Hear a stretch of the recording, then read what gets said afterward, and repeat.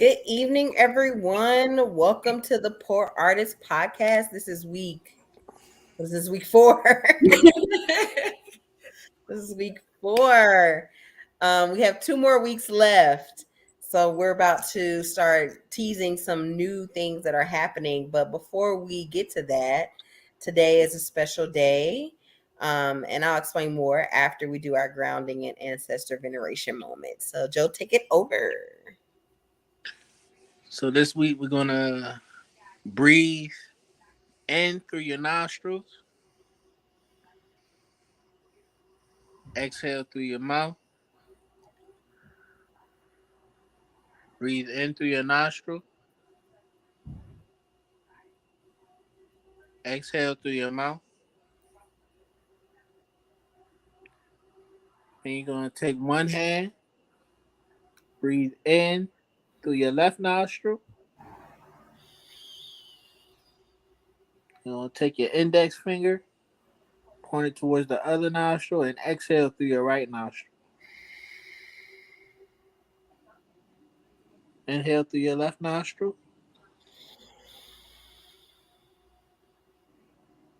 exhale through your right nostril.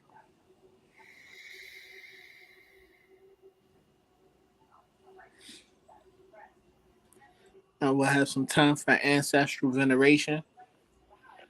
Ancestral veneration is simply bringing up some of the names of folks that came before us that are no longer on this physical plane. So I'll begin, and I want to lift up Douglas Hunt, my grandfather. I will do Christopher Moody, uh, a Redan Raider. I went to Redan High School, so just uplifting a fellow Redan Raider in this moment. I'm uplifting Myrrh. That is my grandmother on my mother's side, the artist of the family, the chef artist who has inspired us in many ways. Awesome. So yeah, welcome everybody. We've been doing a 6-week podcast trial with the Artist Exchange Media Hub. I'm so thankful for the Artist Exchange for allowing us to be able to try this out. We're gonna in these last 3 weeks really kind of hone into the work that Oda Dream is doing. So the first few weeks we were really talking about the landscape, the arts and entertainment ecosystem, where first week we talked about just kind of it being like the narrative of the struggling artist. Like we all know that like when we started becoming artists and wanting to have any type of inclination of knowing where we're from, or what type of art we want to do, people are like, you sure you want to do that because they don't make no money. So the first week was us talking about like how that has impacted us. Who do we get those that narrative from, and how that impacts us as adults, even in our childhood, our narrative like that has blocked our ability to create. The second week we talked about like the numbers of that. So like because of that, we saw that like there are artists who were making under $60,000 a year. There are artists that are not making their full income from their artistry. They're working gigs, they're working multiple jobs, part-time jobs, they're doing Uber, Lyft. And so we had some statistics to help kind of to really make that visible about how like because of this narrative that we've been taught that artists are not supposed to make a living off their art, this is how that functions in real life. And then last week we had two brilliant young artists who just were able to say, despite all these numbers, despite all of this, we're able to just still create amazing artwork. And so this week we're going into, well, like we're creating despite it. So how about we change our language? How about we change it from poor, POOR, to POUR, which is the framework that Oda Dream as an organization is really pushing towards, that we want to pour into artists. And so our initiatives, our programming, our philosophy is around pouring into artists so that they can really create the artwork that they need to create. And today's guest is Sha'Ran. We got an opportunity to meet Sha'Ran over the summer. So I would definitely introduce yourself and then we'll get into the conversation. That's kind of like setting the groundwork for where we are. Joe, am I missing anything? No, about you not. in the context. Okay, cool. Because I can talk, y'all. I like to talk, like to like set the context for the things. Storyteller is what you're I'm, gifted at. I'm trying to do the things to set the groundwork for it. But Joe and I said it outlined the whole podcast series. So I'm like, okay, well, this is the framework. I can talk about it. So yes, but Sheree, introduce yourself, talk about your Yeah, artistry, talk about what you do, and then we'll get into the discussion about the language shift and like how us as an organization have like shifted our language around that, how us individually as artists have shifted around that, and then we would love to know your perspective, of course, of how you've shifted around, and that's what the conversation will be around today. But yeah, I'll of shut up now. course. Perfect. You good, girl.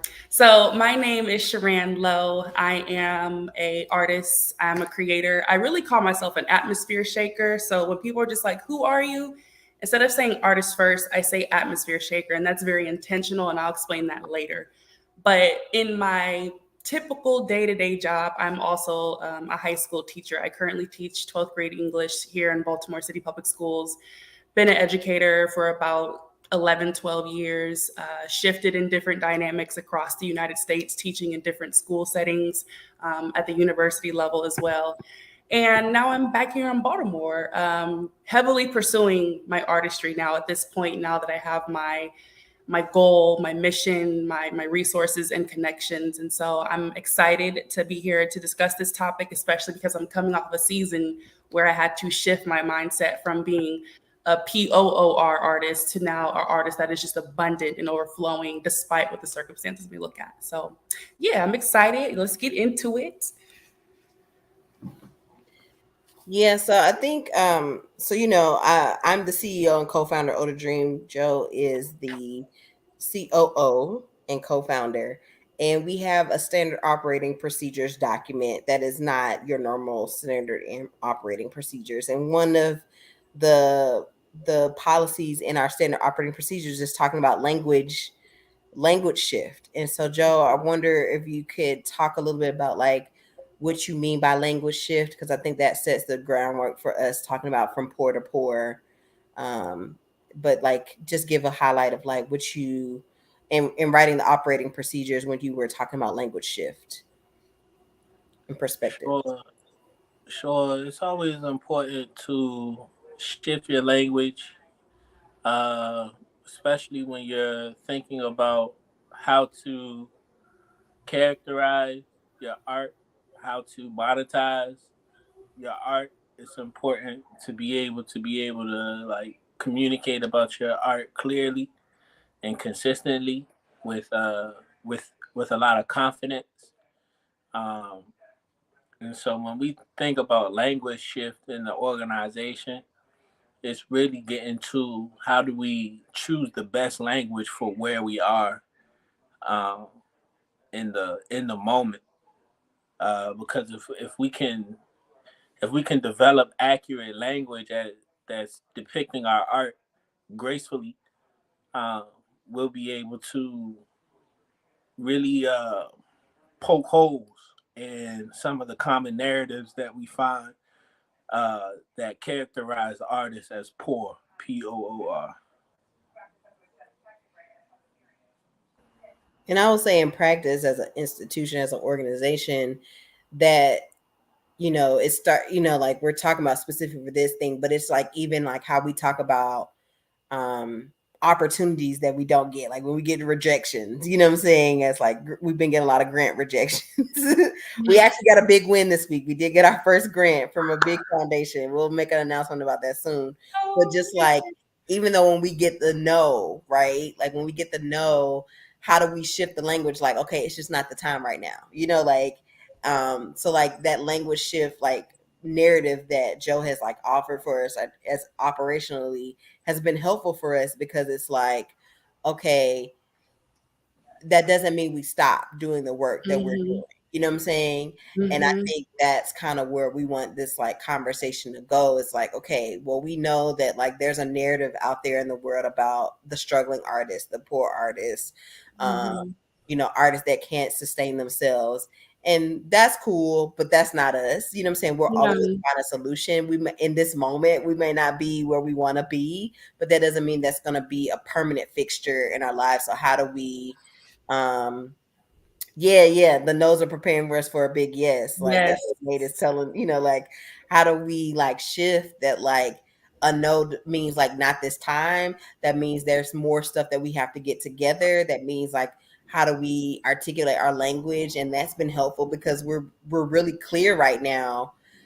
Older Dream has been in existence since what we like to say founded in 2016 because Joe and I were doing this work in Right. 2016 in different states. We didn't even know each other, but even that language shift of like this work has been being done since 2016, and Right. it's about the timing of like 2022.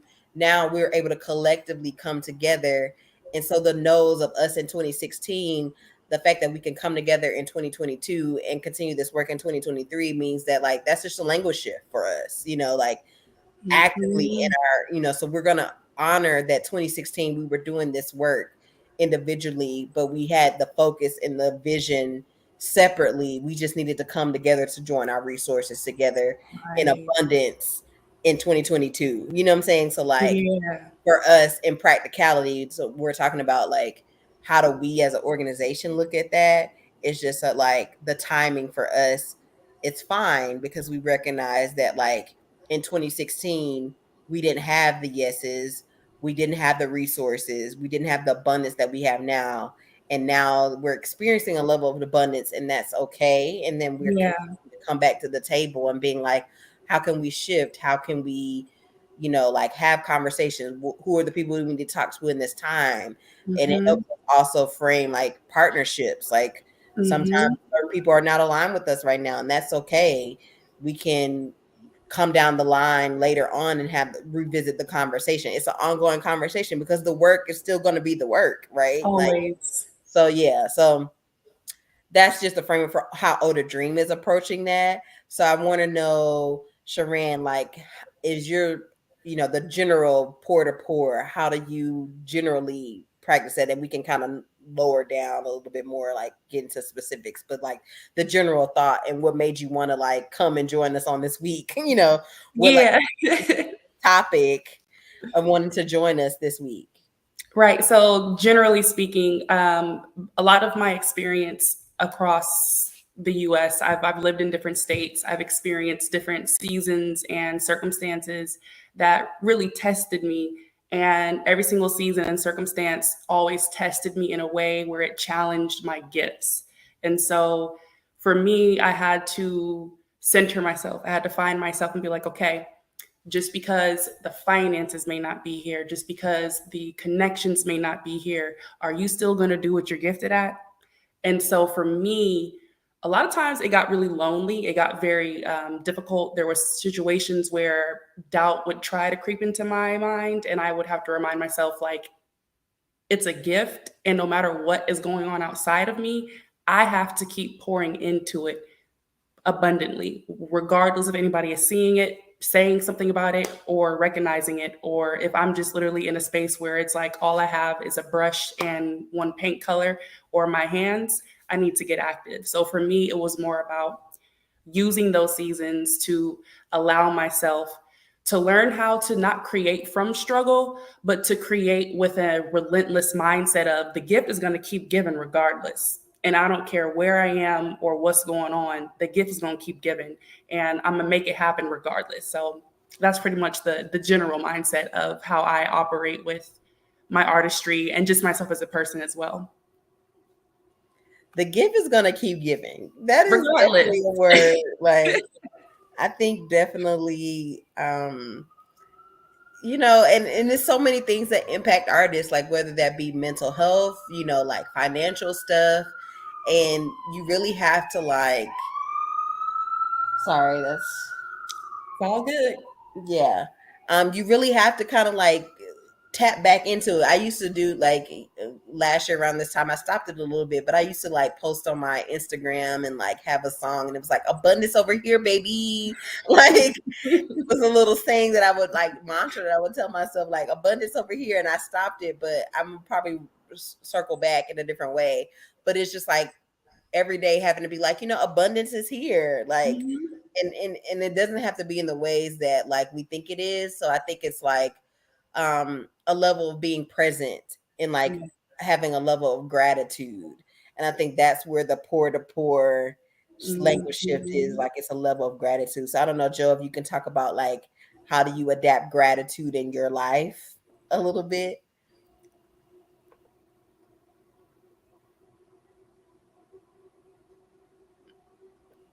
Can't hear you.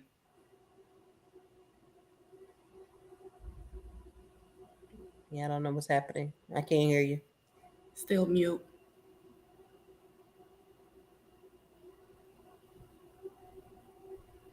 No, Mm-mm. darn it. It's Oh! okay. We're gonna keep giving. It's okay. Right. Abundance over here, baby. Hello. It's living proof right now. Well, that's the good thing about this podcast. We're not trying to be perfect. We're not trying to Hello. like, we're just Mm-mm. here, we're chatting, we're having a good conversation. It's like it's a phone conversation. We're Mm-hmm. just in person. Chilling. Our Right. voices are just here. Right. That's weird. Yeah, That's he real had to weird. log Okay, in. he gonna come back. He's gonna come back. Yeah, yeah, yeah. No, but I was putting it towards him because and Joe and I being friends and being like co-founders, like I just want to honor people who have like helped me, do a language shift. So Joe has been a big Right. part of that in terms of just like being present and like experiencing gratitude for just like what I do have. You know what I'm saying? Even if I might be Yes. frustrated about something or annoyed about something, like I'm just thankful to have a friend that's like, you know what? What are you Right. grateful for in this moment? What is presently happening? And so I wanted him to talk a little about it. So allow him, when he comes back on, allow him to talk about it. But like I can't take Absolutely. credit for that for myself. But it has helped me also appreciate like my friendships, like my family, in just different ways, because it's like, okay, if I'm being present and having a like spirit of gratitude Mm-hmm. for the love and abundance in my life, then that means like I might check in with a friend and be like, hey, how are you doing? I miss you, like, Right. Just a simple, quick. like Hey, you quick good? check in, like, Yeah. yeah. So it's like even in like, yeah. So, um, I'll jump in for a second until the awesome Joe comes back. Just real quick. So I did an interview yesterday and I spoke a lot about being in the moment.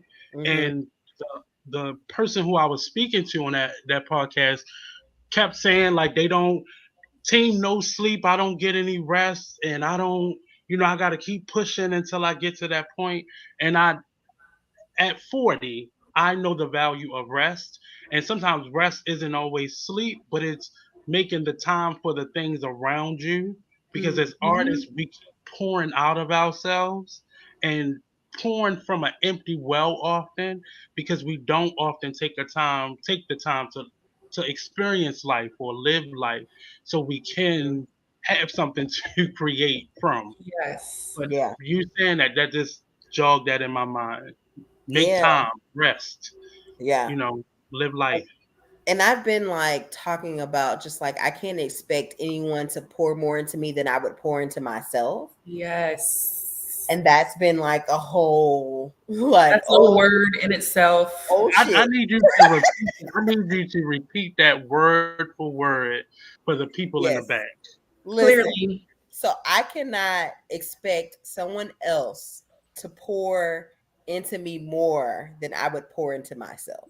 Like Mhm. I am the standard of how I pour into myself. And then everybody else is an abundance and an overflow Yes. of what I already pour into myself. Be in a So, position of service, like mm-hmm, giving. I'm telling. I just came from a funeral service, and that mm, was the actual message. mm, Yeah. Confirmation. yeah, Like yeah, being of service mm-hmm, often is a give and take. And Mm-hmm. we are in a world where we're just taking and taking and taking, Yes. and nobody's replenishing or mm-hmm. planting new seeds or harvesting any new gardens. Mm-hmm. Like, let me get off of here because We No, loved keep talking. We love it. it.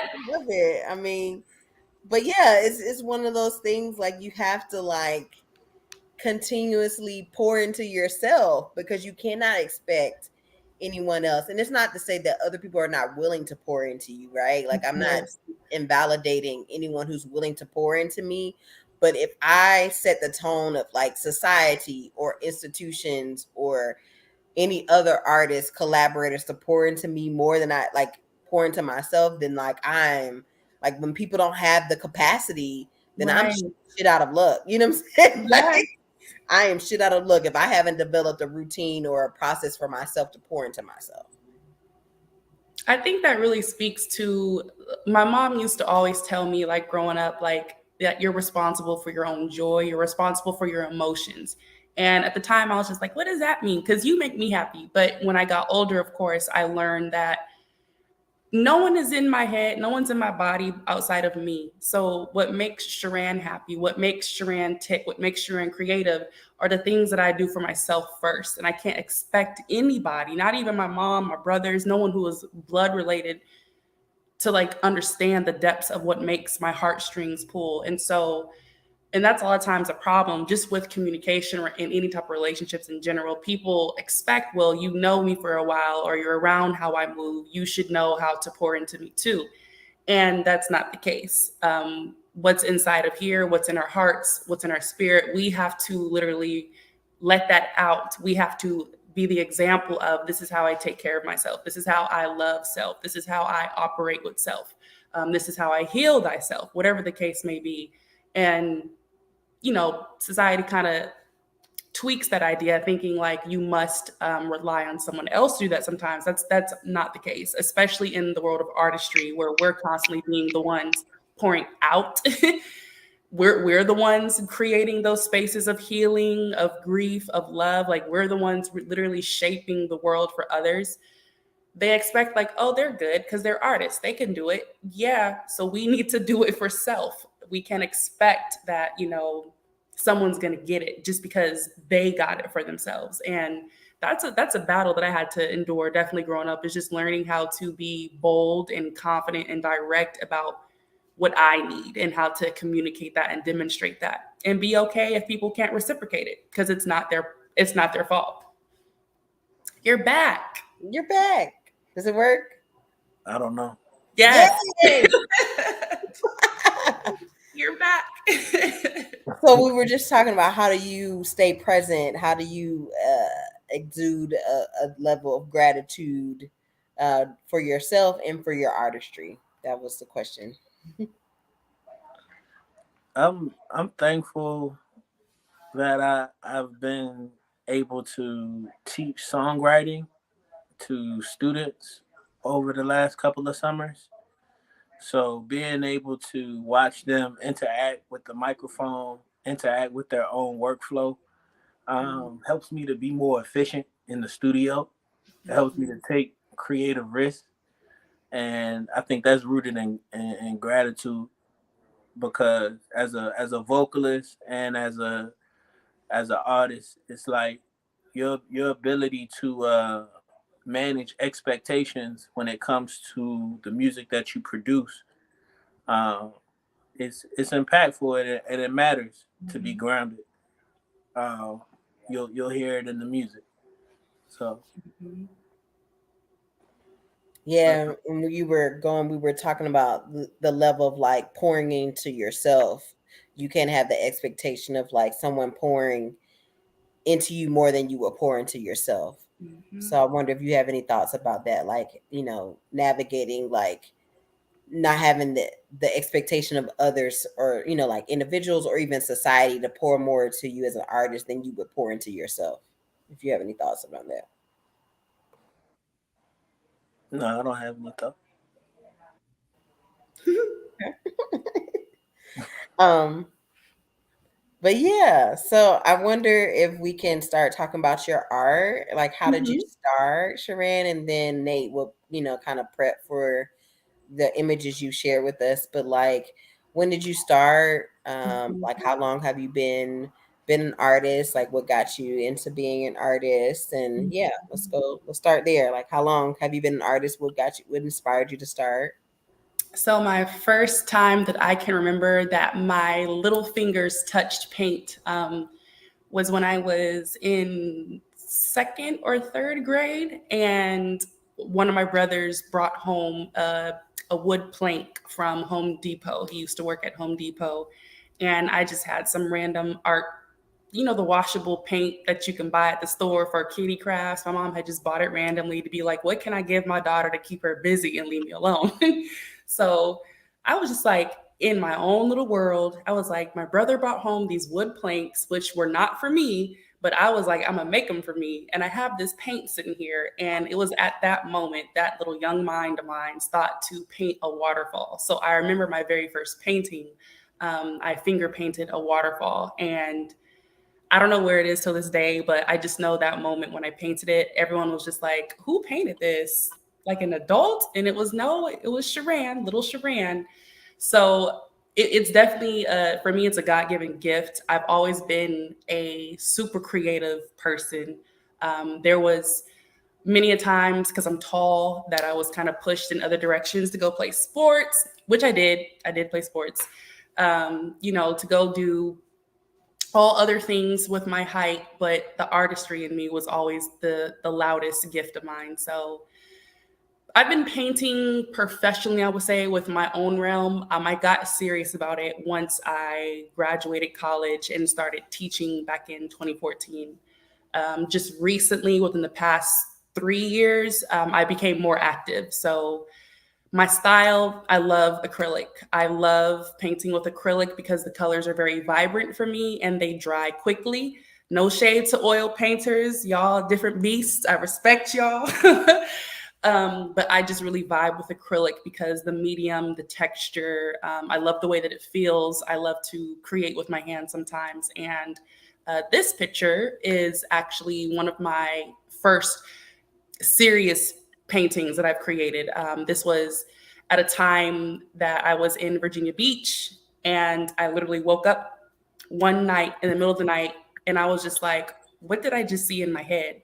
I had a dream, and I didn't know that I could dream images and be able to then put those exact images into a painting. So woke up one night and I saw a Black boy sitting on a boombox on top of books that were steps in the middle of Baltimore. And so I was just like, I got to paint that because I'm not just going to let that image slip my mind. And so ever since then, tapping into my, I don't want to call it like a lucid, I think I am a lucid dreamer, tapping into my lucid dreaming abilities. I just take that and run with it into the artistry world. I love to create not fantasy, but like a representation of Black life through ways that are not necessarily always common. So I'll paint things that are controversial in a way where it's depicting the reality of something. This painting itself was pretty much showing how you can't really see the details, but on the book it's titled Black in America and Keys to Financial Freedom. So just showing the issues of the times of whatever was going on in my head. I also like to create in a futuristic way. I'm a strong lover of outer space. I've always been a space girl. So a lot of my paintings will sometimes have like planets, stars, moon, some type of galaxy element to it. And that kind of just demonstrates my abilities to think beyond the world and for me to create beyond the world, not keeping myself composed to one box or a certain title of how I operate. And just recently, I actually allowed myself to fully push from no longer thinking that, well, I'm not really seen yet, I'm not really heard yet, no one really knows my artwork, it's not really popping yet, to just believing like what it is exactly how I envisioned it to be. And so I see myself as the artist that is pouring into the community. I see myself as the artist that is deeply and richly involved in portraying the messages and the pieces that helps others. So I pushed myself. I signed up for an art showcase, was able to get accepted into it, and now I'll be able to showcase my art here in Baltimore. I launched my business, officially launched to become an actual artist in the business realm so that I can continue to move this ship forward. and to believe in that little girl in me who I saw X amount of years ago, of that I really can do this. And that it's not that I can do it, it's a gift that I have to do it. And it doesn't matter what's going on around me, that I need to just believe and continue to move in that nature. This little girl right here actually was a live painting that I did. I was asked to come paint at a church, and I was just like, you want me to paint live in front of people? And they were like, yeah, come paint live in front of people. And I did it. I completely took away that mindset of I don't have enough resources. What if they don't like it? I took away all those limiting thoughts that can kind of like attack an artist when it comes to, can I perform this? Is my stuff going to be good enough for the expectation of whatever it may be? And I just showed up. And I came with the mindset that if I'm called, that means I'm chosen. And so that I just need to continue to move in that matter, for that matter. So yeah, that's a little bit about how I continue to operate. I forgot I sent this one, but I'm very vulgar to an extent where it's like bold confidence. I love to remind people, and this painting itself is actually one that I have to tell myself often, is that regardless of what little setback, what change, anything that may come up in the space of place, you her, and you're going to continue to move as her, and you're going to continue to be that artist that knows that she is her. So yeah, that's what we got in a nutshell. That's dope. Thank you for Thank sharing. you. It is. I mean, I think like what in terms of your creative process, like I mean, of course you're not necessarily thinking about it in your creative process, but like based on this topic, changing like pour to pour, like which piece that you showed with us tonight or any other piece you feel like you really had to like shift your language around like the creation of the artwork? I would say my first commission that I received, which was in Miami, Florida, and at the time they saw something that I didn't see yet. And that's because I was limited in the I don't have mentality still. I was still limited by my I'm poor mentality, but they saw because I continued to create. And so when they commissioned me for a piece, they asked how much was my price. I was just like, oh, a couple of hundred. They were like, a couple of hundred. And I was like, yeah, a couple of hundred. I'm not, famous yet. And they're just like, okay, and like, just because you're not Picasso doesn't mean that you need to minimize your worth. Like, you have a gift, and that gift is definitely something that is worth whatever your price is. And so at that moment, that's when I learned that it's not about just the commonalities that I'm exposed to around me. It's about how does this feel in here and what I know that I can do. When I tell you that painting was a challenge, those negative thoughts was creeping in left and right, because perfectionism, imposter syndrome, all these things just started to come into play. And I had to keep telling myself, no, cut it out. You've been here before. Like you were meant to do this. This is what you're here to do. And therefore you need to move as if you already have it. Long story short, that's how I was able to successfully complete that commission, is because I kept reminding myself that I move like I already had it. When I create in that confidence, that's when the explosions happen in a good way. So I would say being pushed out of a comfort, not really a comfort zone, but being pushed out of a common mindset that I was exposed to then take that next step to elevate my artistry, to elevate my mindset, and to get more acclimated with that. No, this is meant to be. And you're abundant for it for that reason. And everything that I'm dreaming for is going to catch up as long as I keep moving as if I already have it. Oh yeah, I love that. Cause I think like also like even when we have conversations with people and I'm like, what's your rate? And people are like, well, and I'd be like, no, your rate is your rate. You know what I'm saying? Like and if I can't pay for it, then what I'm negotiating is, can I do a payment plan? I'm not negotiating you to lower your rate for me, That particularly part. when it comes to artists. Like I'm not trying to negotiate you down, but can we do a Mhm. payment plan? Right. And if And we yes, set this we payment take payment plan, plans. we're just not aligned right now, and I got to get my money up. Hello. So it is what it is. But I want to make sure Mhm. that I pay what your rate is. Your rate is your rate. Like, Absolutely. um, and next week we'll have Creatively Mindful as guests. But Creatively Mindful, we're just very thankful for them. They gave us our first contract in Baltimore. But also, like, we part of that process, we manage their art show, which is they have an annual art show called A Reason to Dress Up. And a part of it, we did a newsletter for all the artists in the newsletter, and we were just giving people tips around like how to set your prices, how to like sell your artwork, just things like that. And we were just telling people, like, when you're setting your prices, think about your expertise, think Yes. about the supplies you have to do, think about Yes. like all those things, not just what you're trying to make a profit of, but all the things that it took you, like the hours that it took you Hmm. to actually paint, because these were all visual artists. So like, let's think about like the time it took you to actually paint.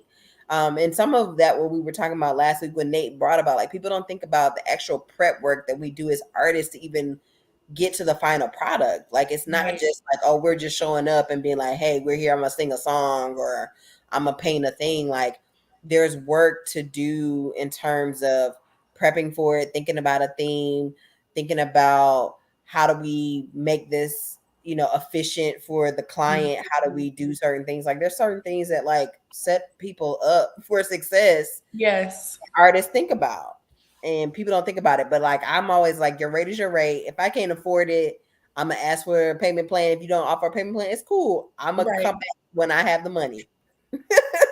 Simple as that. Yeah. um yeah. So we're kind of in our last like few minutes. This is the section of the podcast where we talk about like resources that are available. Pouring resources into artists that we might know about. It can be like this weekend or just general resources. So yeah, Sha'Ran, if you want to start off, like any resources you know about. Also, of course, highlight you do commissions. That's a resource. Hello. Yes. So, some resources that has helped me navigate all of these seasons.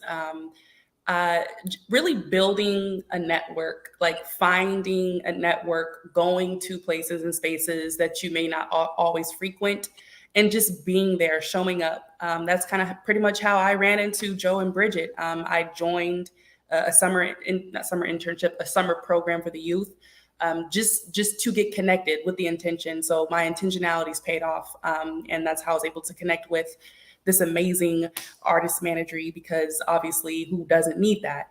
On top of that, yes, I do commissions. I love to paint. I have a very colorful, vibrant, unique style. So if you are interested in commissions, you can definitely follow my Instagram page to be able to access my website, and or just send me a message regarding that. Uh, I'm a teacher, of course, so there's always like some type of literature that I'm gonna recommend. But there is a book that my brother put me on, and it's called "Who Moved My Cheese" by Spencer Johnson. And it's kind of like a funny, quirky book, an easy read. It's about an hour long read, and it pretty much helps shift those deficit mindsets into abundance mindset. So whatever you are aspiring to become, whatever you are struggling in currently, it really pushes you to think differently in a way where you take those POOR moments and turn them into POUR moments. So I recommend that book as well. And if you want to slide to an art show in Baltimore, September 24th, the Black Girl Art Show will be honored to host your girl, Tom Thunder. So I would love to see y'all if y'all can pull up. Tickets are available at their website at theblackgirlartshow.com. And yeah, that's what I got for y'all. Joe, do you have any resources for this week? Resources. If you're looking for studio space, the lineup room is a good spot Yeah. to get some work done. If you're looking to record yourself, if you're looking for engineers that are responsive to your needs as a vocalist or musician, the lineup room, you can go to their website and book studio space. Yeah. Mm. So tonight I'll be going to the mini hip hop museum. They have a puff and paint situation going on, sip puff and paint. So I'll be there tonight. It's a solo date night for myself. Okay. Not too Um, much. yeah, not too much.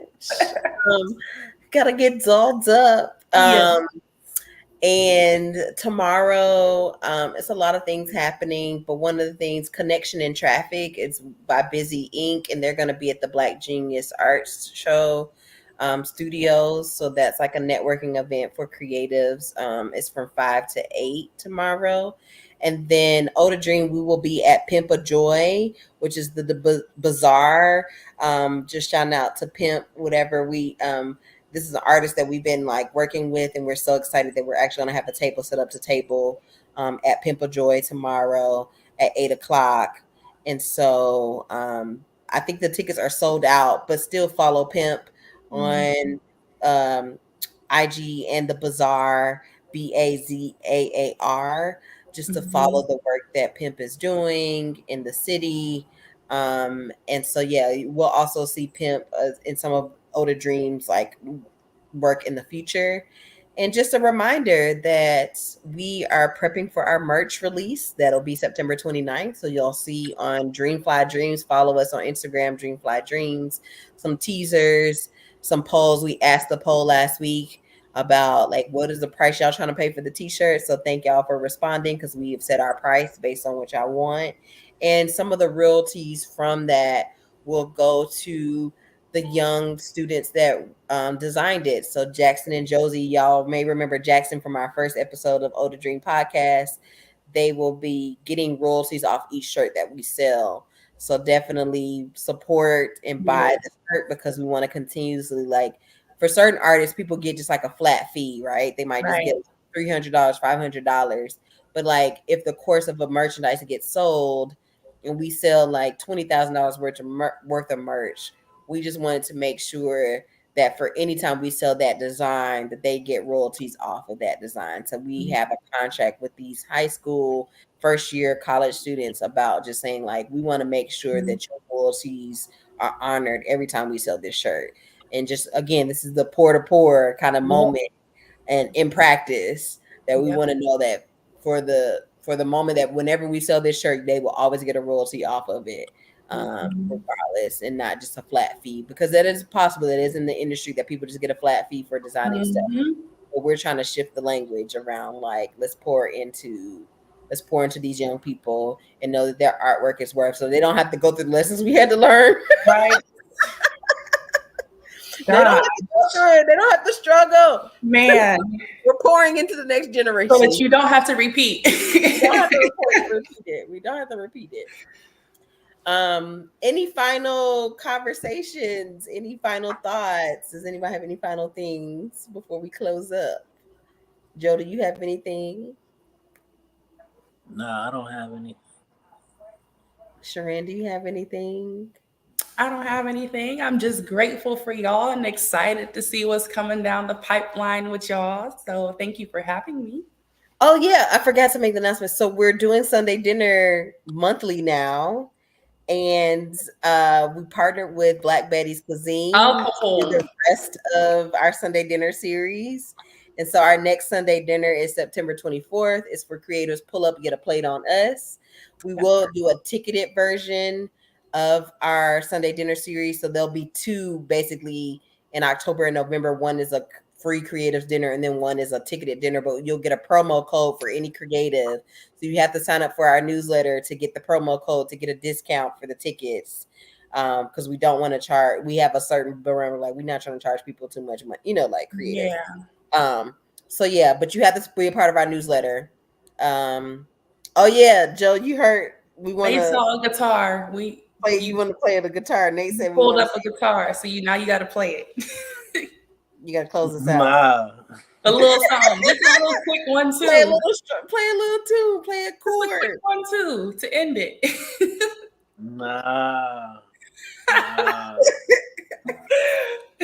You gotta shift pour to pour. Wait a minute, hold on. You have to pour into us with your libation of music. sir. I feel that. I feel that. I'm just I'm just still learning. So, Oh well, we got you then. We got you. Got 2 more weeks. 2 more weeks. Right. Right. We gotta two play for more us. weeks. Give me 2 weeks. Gotcha. The final episode. But yeah, so follow us at Dreamfly Dreams to know about all the ticket drops for our Sunday dinner. The link for the RSVP for the September Sunday dinner is out right now. We want people to RSVP. It's free for creatives. We will be doing an Atlanta Sunday dinner as well for people who are Atlanta fans. Um, I have on my 404 shirt. I'm from Atlanta. Um, so we will be doing an Atlanta Sunday dinner that's coming up. We'll announce that very soon. So you might know some of our team members are in Atlanta, and you will get to know people more. And so that's coming up pretty soon. So stay tuned. I think those are all the announcements and the poor resources. Nate, did you have any resources? I know the Black Skate Party is coming up, which you might do as we conclude. Uh, our Black to the Future event is coming up this next Saturday, not this Saturday coming tomorrow, the following Saturday. I believe also there's event going on tomorrow on Pennsylvania Avenue in the field next to Fermanagh Templeton Elementary School. Okay. What else? Next The Wednesday Black at Mall is on Sunday too. Black Mall is on Sunday Mhm. at Let the me talk about that. garage on Lafayette and Charles Street, right around Hmm. the corner from the Old Choice.